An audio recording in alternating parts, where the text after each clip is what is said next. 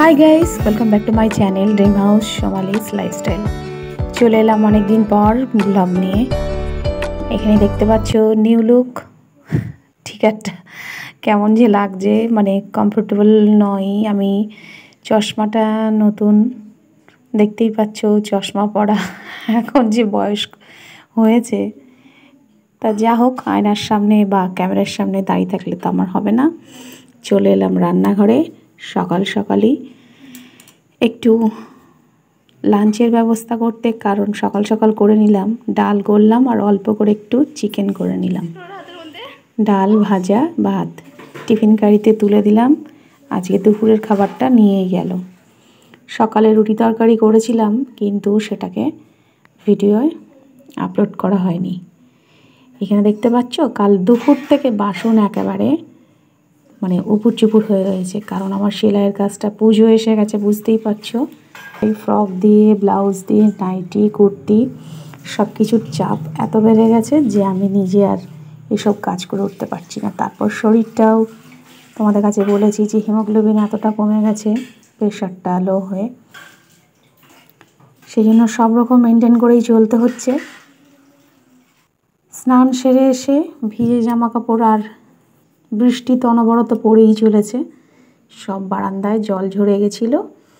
একটু দড়িতে রেখে জল ঝরিয়ে নিয়েছিলাম, এবার বারান্দাতে সব মেলে দিলাম।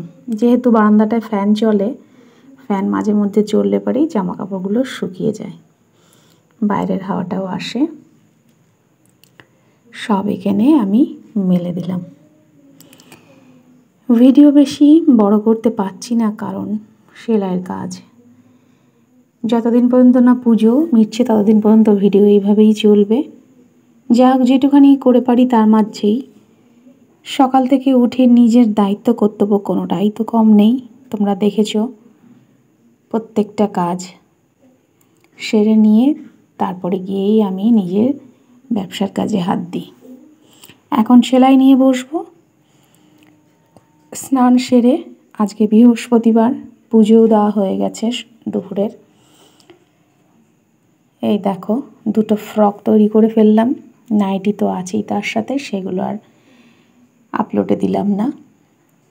ফ্রক দুটো কাটিং করে একেবারে স্টিচ করে এখানে ক্যামেরায়। এরপরে একটু শুয়ে নিয়েছিলাম খাওয়া দাওয়ার পরে।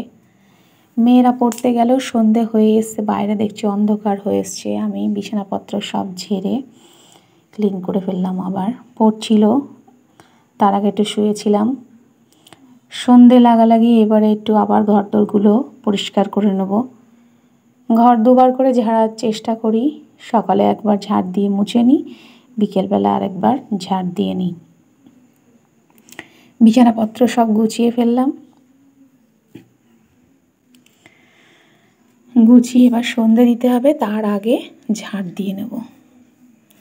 ঝাড় দিলে দেখবে কীরকম পুরো একটা ধুলো, যেটা কিনা খালি চোখে দেখা যায় না। সেটা তোমরা মোবাইলের ক্যামেরাতেই টের পাবে। সাদা ধুলো দেখো, স্পষ্ট বোঝা যাচ্ছে। তো এটা ক্লিন না করলে কি হয় বলো তো, ধুলোটা কেন থেকেই যায়। তো সব সময় সেটা আমি রাখার চেষ্টা করি। হয়তো একটু কষ্ট হয়ে যায়, সেই জন্যই তো শরীরটা এতটা কাহিল হয়ে গেছে সংসারে কাজ সারতে সারতে। কিন্তু টিপটপ তো রাখতে হবে, তা না হলে রোগ জীবাণু এসব থেকে মুক্তি পাওয়া যাবে না। আর পরিষ্কার পরিচ্ছন্ন রাখা সবারই এটা কর্তব্য। দেখতে পাচ্ছ কীরকম ধুলো। এবার ঝাড় দিয়ে সন্ধেটাও দিয়ে নেব।